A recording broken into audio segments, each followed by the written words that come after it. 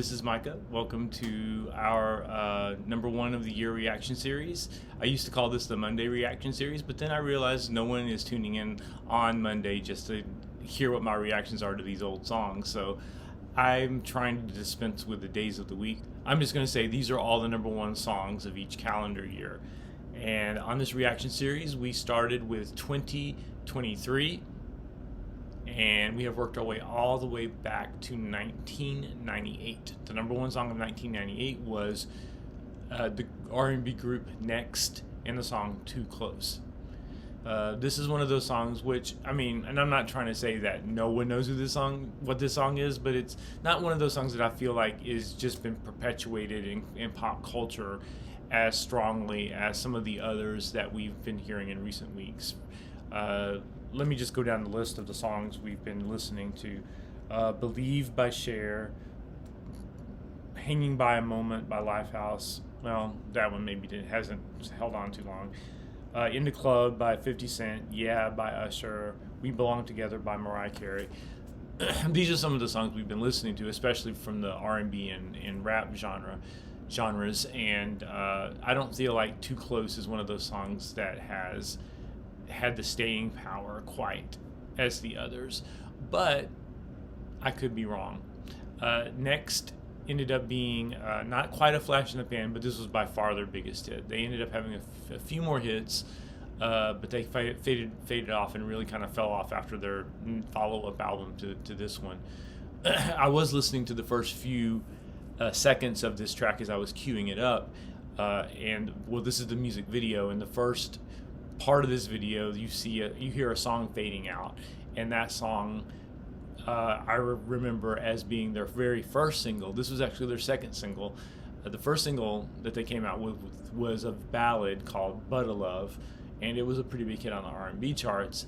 And then this song came out, and it was huge, and it crossed over, and it was number one for, 10 weeks or something. I don't know, someone's going to come along and correct me, but it was number one for a very long time on the Hot 100, and it ended up being the biggest hit of the year.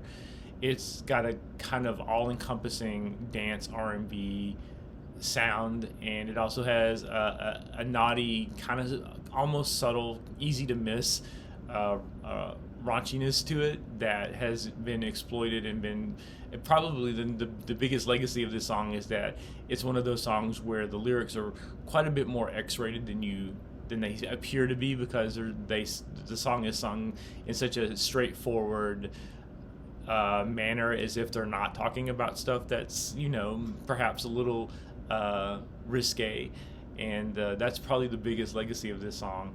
And if you haven't heard it before, then I'm definitely not going to dwell on that, but you can just listen to the lyrics for yourself, and you can probably figure it out. This is only if you're a new listener. I understand that if you were around when the song was out, or you've heard it more than twice, you probably already know what the song is about.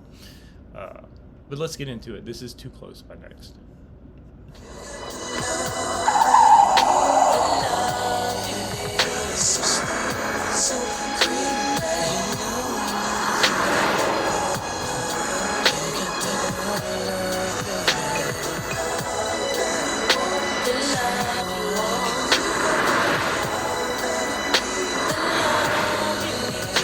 This actually goes on for quite a while. I didn't realize that they're going to play like 30 seconds or more of the song. Anyway, let's go back.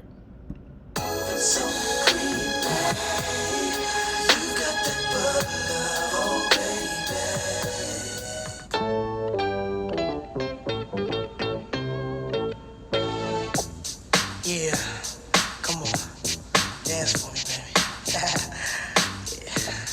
Uh-oh, you feel that? All right, come on, don't stop now. You done did it. Come on, yeah. All right, hold up. Baby, when we're crying, that's right. I get so excited. Ooh, how I like you. I try, but I can't fight it. Yeah. Oh, you're dancing real close, but it's real slow. You know what you're doing, don't you? You're making it hard for me. Oh, the song's on you, requested. You're dancing like you're naked. Ooh, it's almost like we're sexing. Oh, yeah. Yeah, boo, I like it. No, I can't deny it, but I know you can tell I'm excited. Oh, girl. Step back, you're dancing, coming close. Feel a little pull coming through on you. Now, girl, I know you felt it, but boy, you know I can't help it. You know what I wanna do. Baby, when we're crying, Oh, yeah. I get so excited. Feel so good, so real. Try, but I can't fight it. You, Dancing real close. and it's a real, Real slow. you know. You're making it hard for me. Baby, just dancing so close ain't a good idea. 'Cause I'm on you now and here. The way that you shake it on me makes me want you so bad sexually. Oh, girl. Step back, you're dancing, coming close. Feel a little pull coming through on you. Now, girl, I know you felt it, but boy, you know I can't help it. You know what I wanna do. Oh, yes. I get so excited. How I like it. I try, but I can't fight it. Baby, it feels alright. Real close. Real slow. You know you're making it hard for me. Baby, don't stop. I get so excited. Ooh, how I like it. I tried, but I can't find it. No. Dancing real close. And it's a real slow. Yeah. You're making it hard for me. I love when you shake it like that. I see that you like it like that. I love when you shake it like that. I see that you like it like that. Baby, I like You're crying. the way you cry on me. Oh, yeah. I can't fight it. Real close. Oh, yeah. Hard for me. I like the way you move. I get so excited. You're making me want you. Try, but I can't fight it. Oh, the way you move. Plus it's real slow. I like those things you do. Hard for me. You're a little too close. I get so excited. Ooh, how I like it. I try, but I Okay, so I retract what I said about it being subtle. Maybe by today's standards, or some of today's standards, this would seem subtle. It's pretty overt, but the part about the exact physical things that were responses that are happening, that part is a little bit subtle, but there's not any subtlety in the overall message of the song. It's really, really interesting to me that I read some of the comments on the video, and it's just wild to me that people, because this is a quarter century old at this point, this song is 25, 26 years old at this point, and people are, or if not older, yeah, and people are pining away about, oh, whatever happened to classic R&B, and I'm like, this is what qualifies to some people as classic R&B, It just, which I'm totally fine with, because I think that this is a great R&B record. I just think that I can just remember back at the time that I know that people who were at the age that the people right now who are talking about this being classic R&B, people at the time who were that age were talking about how terrible and trashy R&B music was. And just look at the music video. You've got people making out in bathrooms, in public restroom stalls. You've got the lyrics of the song. You've got the overt sexuality. You've got the women dancing around. Not like Megan and Cardi are doing nowadays, but still pretty provocative. Uh, this song is highly sexualized. The video is highly sexualized. And you've got people who are reminiscing straight faced about how, like, oh, R&B music, this is when music was great, and like they're not like the trash that's out today.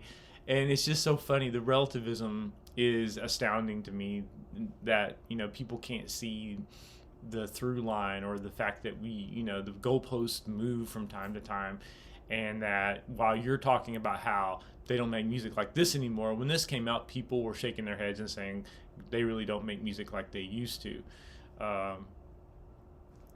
in reference to this video. Just on the flip side, this song is notable to me because it's one of the few R&B records that kind of crossed over without being any sort of a compromise, or without any sort of obvious concession toward the pop charts. This song just organically seemed to cross over and become a huge hit on its own. And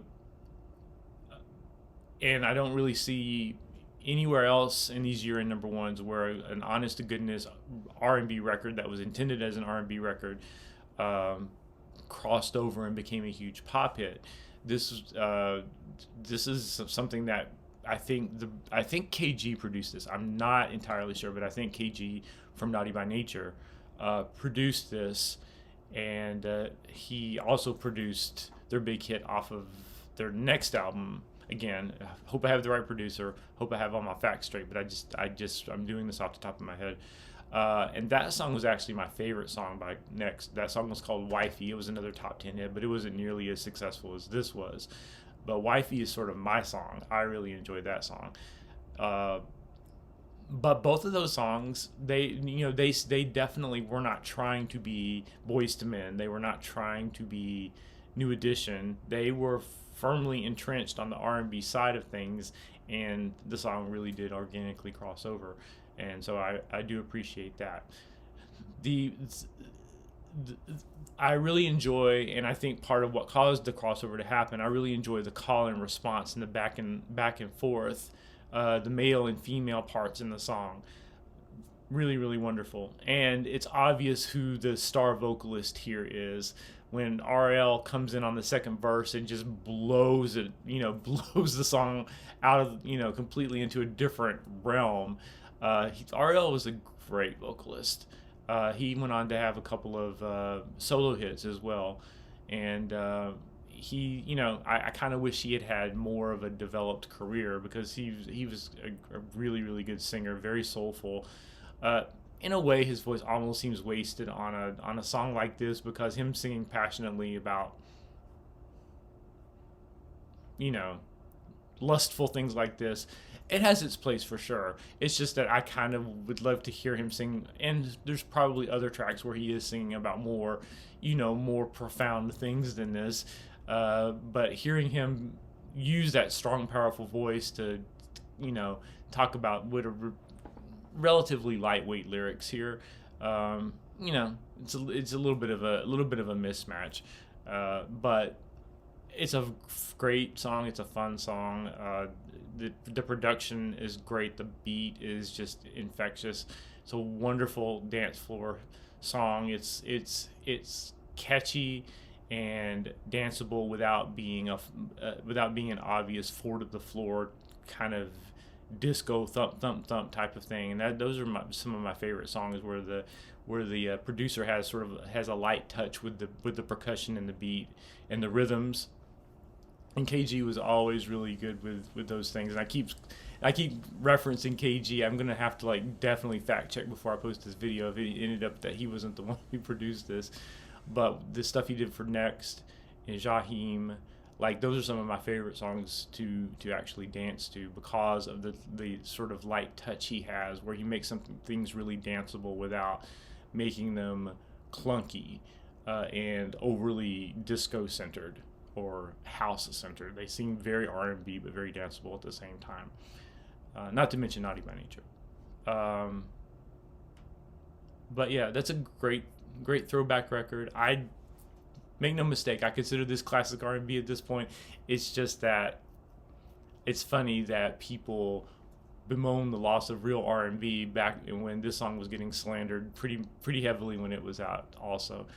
But yeah, that's a good record to listen to. I'm glad I took another look at it. And that means we're going to be up to 1997 next week. And that number one is going to be quite a different song. It's going to be the Candle in the Wind remake by Elton John. It was the biggest hit of 1997. So stay tuned for that. Until then, if you like this video, please hit the like button. Please subscribe to the channel if you feel so inclined. And please help me to make music better.